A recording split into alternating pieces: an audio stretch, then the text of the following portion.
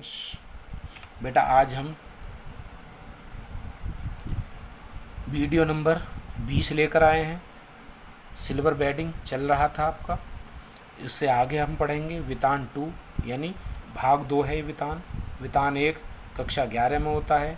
क्षितिज के बाद कृतिका के बाद, कृतिका नहीं आरोह, क्षितिज और कृतिका 10th क्लास में है। 12th में आपकी आरोह और वितान है। आरोह गद्य पद हैं जिसमें, और ये वितान दूसरा वो है बुक, तो उससे संबंधित हम बात कर रहे थे। आगे बढ़ते हैं। देखिए, माँ की मृत्यु के बाद यशोधर विधवा बुआ के पास रहे, यानी इनकी माँ, अपनी माँ की बात कर रहे हैं यशोधर जी।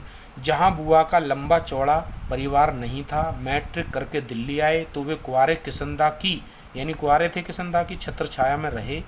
किसनदा के पास गवई लोगों से प्राप्त ज्ञान था, जो गाया करते थे, यानी वो ज्ञान था उनके पास। अतः उनकी पत्नी को उनकी बुजुर्गियत पसंद नहीं है।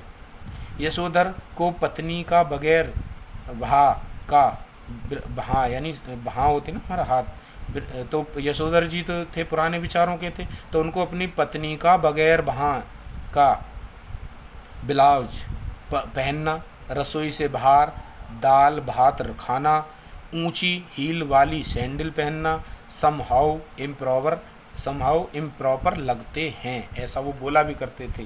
ठीक है बेटा, तो अब हम इससे आगे नेक्स्ट वो पॉइंट पढ़ते हैं।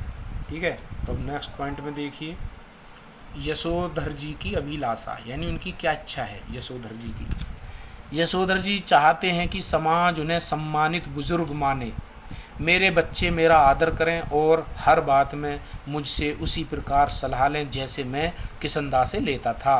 वे नहीं चाहते कि मैं जो कहूँ बच्चे उसे पत्थर की लकीर समझें, किंतु यह उचित नहीं कि जो मन में आए करें, हमसे पूछा भी न जाए।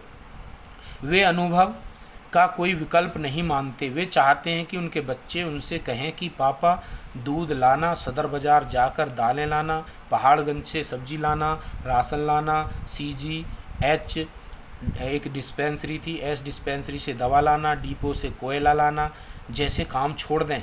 वे चाहते हैं कि उनका बेटा अपना वेतन उनको ला कर दे, किंतु उनकी इन इच्छाओं की ओर किसी का भी ध्यान नहीं है। यहाँ बताया यशोधर जी की इच्छाओं का, क्योंकि आप देखते हैं कि हर माता पिता अपने बच्चे को अपने कंट्रोल में चाहता है, लेकिन अभी आप देखेंगे वो चाहते हैं, बच्चे क्या करते हैं, क्या उचित है और क्या अनुचित है, ये बाद में आपसे पूछा जाएगा। ठीक है, आगे देखिए।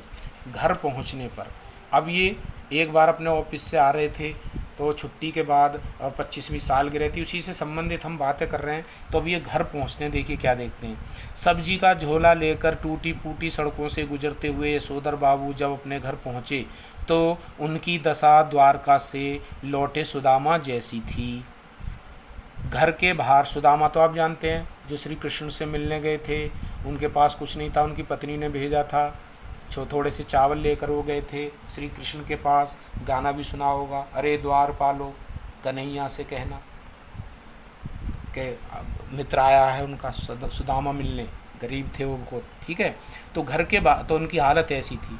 घर के बाहर VD पंत नाम, तो उनके दरवाजे पर क्या लिखा हुआ था, VD पंत नाम तो उन्हीं का लिखा था, क्योंकि अपने घर आए थे। उनके बच्चे उनकी क्या 25वीं सालगिरह शादी की मना रहे थे, लेकिन अगर वो बच्चे बात करते पिता से तो वो नहीं मनाने देते, लेकिन उन्होंने प्लान बना कि हम ऐसे ही मनाएंगे, पिताजी को नहीं बताएंगे।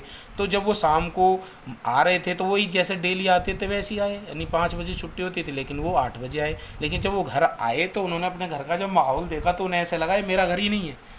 लेकिन अब यही वो बता रहे हैं, VD पंत नाम तो उन्हीं का लिखा था, किंतु उनको लगा कि किसी गलत जगह आ गए हैं। क्वार्टर के बाहर एक कार थी, कुछ स्कूटर मोटरसाइकिलें खड़ी थीं, बहुत से लोग विदा ले दे रहे थे, यानी विदा ले रहे थे, कुछ दे रहे थे। तो बाहर बरामदे में रंगीन कागज़ की झालरें और गुब्बारे लटके हुए थे और रंग बिरंगी रोशनियाँ जली हुई थीं। बड़ा बेटा भूषण कार में बैठे हुए किसी साहब से हाथ मिला रहा था और कह रहा था, give my warm regards to your father, ऐसा बोल रहा था। यशोधर बाबू की समझ में अभी तक कुछ नहीं आया था, वे देख रहे थे हो क्या रहा है मेरे घर पर। यशोधर ने देखा कि उनकी पत्नी और बेटी भी बरामदे में खड़ी हैं, बरांडा बोलते हैं जिसे, और कुछ मैम साहबों को विदा कर रही हैं। लड़की ने जींस और बगैर वहाँ का टॉप पहना हुआ है। पत्नी ने होठों पर लाली और बालों में खिजाब लगाया हुआ है। यशोधर बाबू को यह सब समहाउ इम्प्रॉपर मालूम होता है। ठीक है, यानी उन्हें यह अच्छा नहीं लगता। आगे परिवार से वार्तालाप। अब देखिए परिवार से वो वार्तालाप कैसे करते हैं। यशोधर चुपके से घर पहुंचे तो उनके बड़े बेटे ने झिड़की सी लगाते हुए कहा, बब्बा आप भी हद करते हैं। सिल्वर वेडिंग के दिन 8:30 बजे घर पहुंचे हैं, अभी तक मेरे बॉस आपकी राह देख रहे थे। यशोधर ने शर्मीली सी हंसी हंसते हुए पूछा। तो वो कह रहे हैं कि क्या मेरे बॉस मेरी राह देख रहे थे? हम लोगों के यहाँ सिल्वर वेडिंग कब से होने लगी? अपने बेटे से कहने लगे यशोधर जी। यशोधर के भांजे चंद्रदत्त तिवारी ने कहा, उनका भांजा भी था वहीं, जब से तुम्हारा बेटा 1,500 महीना कमाने लगा है तब से। उसने ये बात कही। यशोधर बाबू को अपनी सिल्वर वेडिंग की यह पार्टी समहाउ इम्प्रॉपर लगती है। वो ये वाक्य बोला करते थे, इसको याद रखना, समहाउ इम्प्रॉपर। अतः उनको विवाह की 25वीं वर्षगांठ पर केक, 4 तरह की मिठाई, नमकीन, फल, कोल्ड ड्रिंक्स, चाय व विस्की सब अच्छी नहीं लगी। उनको यह भी मलाल है कि जब वे सुबह ऑफिस गए थे तब तक इस आयोजन की कोई चर्चा तक नहीं थी।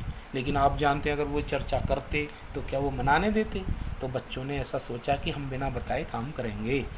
जब उनके पुत्र भूषण ने अपने मित्रों सहयोगियों से यशोधर बाबू का परिचय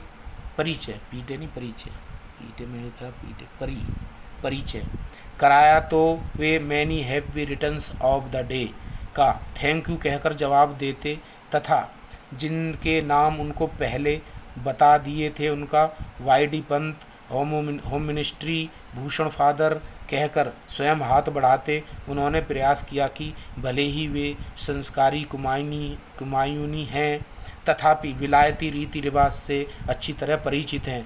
इस समय भी वे किशनदा की सलाह पर चल रहे थे, जो कहा करते थे कि आना सब कुछ चाहिए। ठीक है बेटा, आगे। बच्चों के आग्रह पर वह केक काटने के स्थान पर भी जाकर खड़े हो गए। बेटी के आग्रह पर उन्होंने केक भी काटा, जबकि उन्होंने कहा somehow I don't like all this. किंतु केक खाने को वे तैयार नहीं हुए क्योंकि उसमें अंडा होता है। अधिक आग्रह पर उन्होंने कह दिया कि मैंने अभी संध्या नहीं की है। वे अन्य सभी से कहते हैं आप सब लोग खाइए, please go ahead, no formality. उन्होंने कहा आप खाइए। अब आगे देखिए, यशोधर की संध्या, यानी शाम को वो पूजा पाठ आदि करते थे। यशोधर बाबू ने आज पूजा में ज़्यादा देर लगाई। आप जानते होंगे क्यों लगाई, कि लोग यहाँ से चले जाएं। तो वो देर लगाई क्योंकि वे चाहते हैं कि ज़्यादातर मेहमान उठकर चले जाएं, तभी मैं उठूं। आज पूजा में भी उनको किशनदा दिखाई दिए। यशोधर बाबू पूछते हैं जो हुआ होगा ये आप कैसे हुआ होगा से आप कैसे मर गए। किशनदा ने बताया भाऊ सभी जन इसी जो हुआ होगा से मरते हैं, शुरू और अंत में सब अकेले ही होते हैं, ऐसा वो कहा करते थे। यशोधर बाबू सोचते हैं कि किशनदा आज भी मेरा मार्गदर्शन कर सकेंगे। उन्होंने सोचा और बता सकेंगे कि अपने बीवी बच्चों के प्रति मेरा रवैया क्या होना चाहिए। ऐसा वो अपने मन में सोचते हैं। कौन? यशोधर जी, कि किशनदा आज क्या मेरा मार्गदर्शन करेंगे। मानो वे कह रहे हैं कि आज कि जैसे आज तू अकेलापन महसूस कर रहा है वैसा ही एक दिन यह भूषण भी करेगा जो आज इतना उछल रहा है। इसी मध्य उनकी पत्नी ने आकर उनको झिड़क दिया और वे आसन से उठ गए। अब इतने पर ही तो यानी वो ऐसा सोच रहे हैं अपने मन में, भूषण के साथ भी ऐसा होगा, यानी बेटा था। अब आयोजन का समापन। पत्नी से रिश्तेदारों के चले जाने की बात मालूम होने पर यशोधर बाबू गमछा पहनकर बैठक में आए, जो उनकी बेटी को अच्छा नहीं लगा। बेटी के आक्रोश को सुनकर यशोधर भी उनकी जीन जीन यानी जींस पर व्यंग्य कसते हैं। यशोधर से जब उनको मिले प्रेजेंट खोलने के लिए कहा जाता है, यानी जो उन्हें मिले थे वो क्या कहते हैं, वो जो गिफ्ट वगैरह, तो कह देते हैं तुम खोलो, तुम ही इस्तेमाल करो। भूषण उनको खोलकर कहता है यह ऊनी ड्रेसिंग गाउन है, यह मैं आपके लिए लाया हूँ। आप सवेरे जब दूध लेने जाते हैं तो फटा पुलोवर पहनकर चले जाते हैं, जो बहुत बुरा लगता है। देखिए ये बात पिताजी से कही। बेटी उनका कुर्ता पजामा उठा लाई कि इसे पहनकर गाउन पहने। बच्चों के आग्रह पर वे गाउन पहन लेते हैं। यह कहना कठिन है कि उनको भूषण की यह बात चुभ गई कि इसे पहनकर दूध लेने जाया करें, जबकि कहना चाहिए था कि दूध मैं ला दिया करूँगा, अथवा गाउन पहनकर वे भी किसंदा बन गए हैं, किंतु उनकी आंखें इस समय नम हो गई हैं। यानी उन्हें ये लगा कि जैसे किसंदा अकेले चले गए, तो उन्हें आज सब कुछ होते हुए भी आज उनको अकेलापन महसूस हो रहा है। तो बेटा इससे हमें प्रेरणा मिलती है इस पाठ से। किसंदा कहाँ तक सही थे, यशोधर जी कहाँ तक सही हैं, इनके बच्चे क्या सही उनके साथ बर्ताव कर रहे हैं, क्या ऐसा करना चाहिए, क्या पिता की सोच गलत है अपने बच्चों के प्रति। देखिए इन सभी का समाधान हमारे पास होता है। सब कार्य किए जा सकते हैं। हम पुरानी परंपरा में भी सोचते हैं कि पुरानी परंपरा में हम जो पढ़ रहे हैं बेटा, आज मैं आपको बहुत महत्वपूर्ण बात बता रहा हूँ, उस पर विचार करना, सोचना कि ये जो पाठ हमने पढ़ा इसमें एक व्यक्ति अकेला था जिसने शादी नहीं की थी, उसका जीवन में लास्ट समय में किसी ने सहयोग नहीं किया। आज देखिए जिसके परिवार है, सब कुछ है, यशोधर, आज उसकी भी स्थिति वही है जो किसंदा की थी, किसी ने ध्यान नहीं दिया। तो क्या अब इससे हमें ये प्रेरणा मिलती है बेटा कि अगर हमारे पिताजी या उनके पुराने विचार हैं तो हमें उनको भी सुनना चाहिए और अपने विचार उनके सामने रखने चाहिए। जो सही हैं गलत हैं दोनों को मिलकर बैठकर उस पर विचार करना चाहिए, क्या सही है क्या गलत है। अब आप सोचने लगें अपने ही विचार चलाएं, पुरानी बात है, माता पिता की उन्हें नहीं सुनेंगे तो उन्हें तो बुरा लगेगा, लेकिन अगर आपकी ही बात सारी चलाई जाए, पुरानी रीतियों पर चला जाए तो फिर आपको बुरा लगेगा। इसलिए मैं आपके सामने इस पाठ से हमें प्रेरणा मिलती है कि हमारे अंदर चिंतन शक्ति होनी चाहिए, अपने माता पिता को मनाने की। आज के अनुसार हमें चलना भी है तो अपने माता पिता के आशीर्वाद से उनको साथ लेकर समझाकर, और मैं उनसे माता पिता से आग्रह करूंगा कि उन्हें बच्चों को अपने उसमें चलाना, अपने रंग में ढालना है तो आपको समझाना होगा, बिठाना होगा, अच्छाइयाँ और बुराइयाँ बतानी होंगी किसी भी चीज़ को अपने पक्ष में लेने के लिए। सेम कार्य बच्चों को करना होगा, अपने माता पिता को अपने पक्ष में लेने के लिए अच्छाइयाँ और बुराइयाँ बतानी होंगी।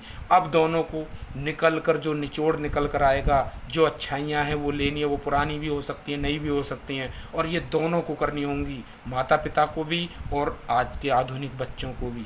तो हम अच्छी प्रकार से हर फंक्शन, हर प्रोग्राम को अच्छी प्रकार से कर पाएंगे, मना पाएंगे, और सबका सहयोग भी होगा, कोई नाराज़ नहीं होगा। हम कोई भी कार्य करें तो सबकी खुशी से होना चाहिए, सबका सहयोग होना चाहिए, और अगर सहयोग नहीं मिल रहा है तो हमें ये प्रयत्न करना होगा, हमारी पढ़ाई किस काम की, जो हम आप सबको सहयोग में नहीं ले सकते। हमें विचार करने होंगे कि सब हंसी खुशी पूर्वक उस काम को कर पाएँ और उन विचारों को रख पाएँ और सबका सहयोग लेकर कार्य करें। किसी को नाराज़ करके हम कार्य कर रहे हैं वो कार्य नहीं होता बेटा।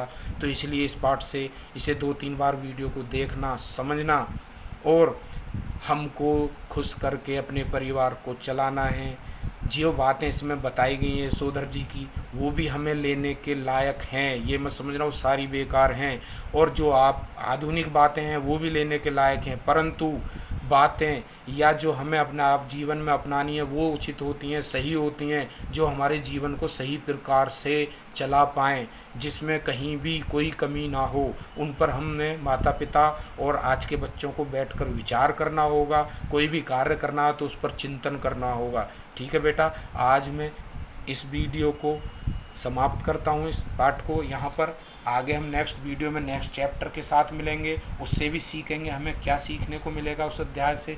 ठीक है बेटा, तो इस पाठ को अच्छी तरह पढ़ना, अपने माता पिता को भी इस वीडियो को सुनाना, तो देखना आपको वो बहुत सारी बातें बताएंगे। और आज आपस में हमारा कॉम्बिनेशन नहीं मिलता होगा, नहीं बनता होगा, क्योंकि हम 12th में आ गए हैं। तो इस पार्ट को जब आप सुनाएंगे, हो सकता है माता पिता आपकी बात ना सुने या आप माता पिता की बात ना सुनते हो, लेकिन आज जो ये मैंने वीडियो बनाया है आप भी सुनेंगे और आपके माता पिता भी सुनेंगे। हो सकता है आप आज से अपने जीवन में और अपने माता पिता को एक दूसरे से मिला पाएँ और आगे अपने जीवन को अच्छी प्रकार चला पाएँ और आगे दोनों मिलकर फैसला लिया करें।